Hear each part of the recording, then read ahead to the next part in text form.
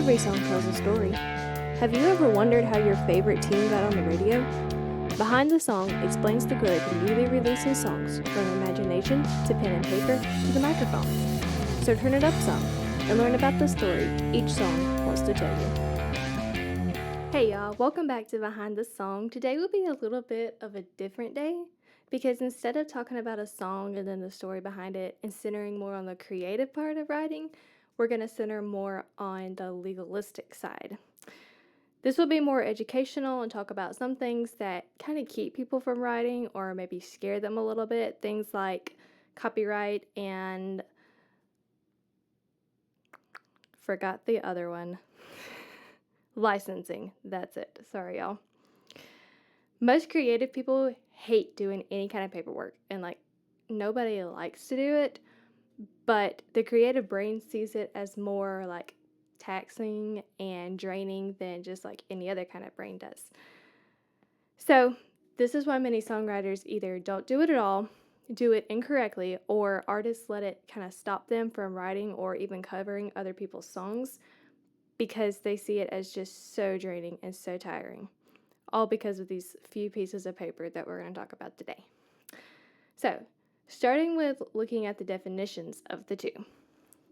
A copyright is a legal right granted to the creator of the original works, including literary, dramatic, musical, and certain other intellectual works. The primary purpose of a copyright is to protect the original expression of an idea. The purpose of a copyright typically grants creators the right to make copies of the work, make adaptations of the work, distribute copies of the work to the public, and perform the work publicly, like musical compositions and plays, or display the work publicly, like paintings and photographs. The duration of a copyright does run out, putting the protected work into federal domain, where it can be used without permission. A good example of this is a popular Disney character that was originally a book character has gone into federal domain. The original Winnie the Pooh bear is still now in federal domain, meaning that people can use the cartoon Yellow Bear from A.A. Milne's books. The Disney version of the Yellow Bear with the red shirt is still protected under Disney's copyright. And a copyright does offer automatic protection. In many countries, like the United States, copyright protection is automatic upon the creation of an original work in tangible form. Registration with a copyright office is not required for basic protection, but offers significant legal advantages, especially in the case of infringement, and should be done before a song is recorded and pitched, especially if the song is going to be licensed.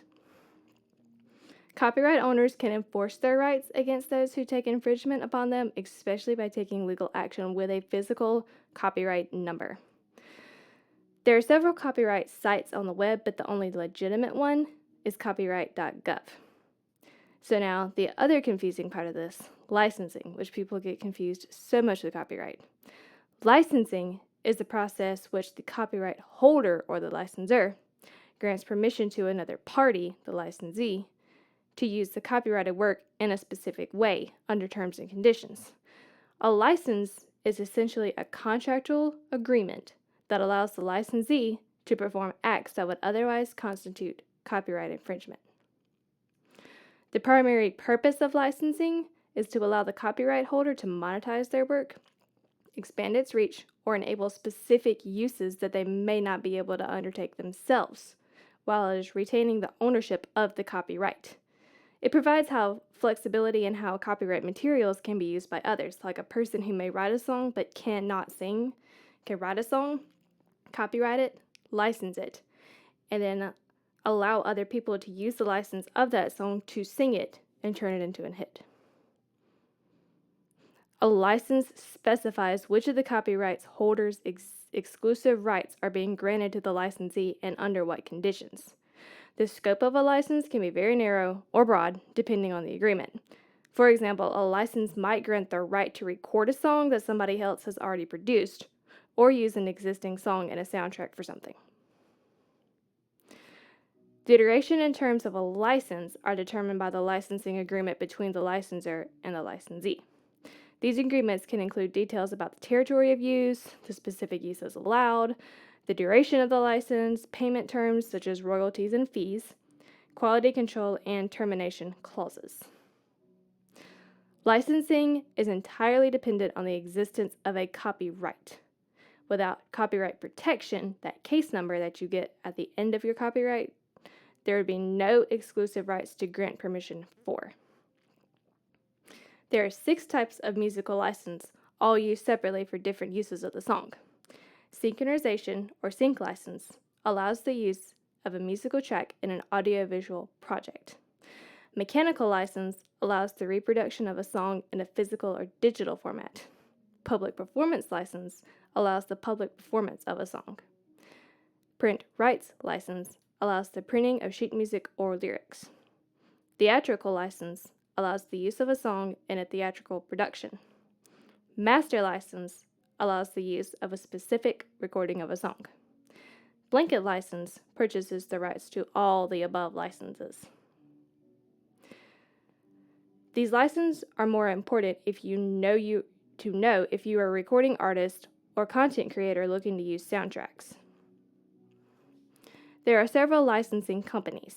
The most common are ASCAP, BMI, SESAC, and CCLI. Different genres of music are licensed under different sites, but the only one that is specific to one genre is CCLI, which is used for religious music. A simpler way to remember this is copyright protects your work. Licensing ensures you get paid for it.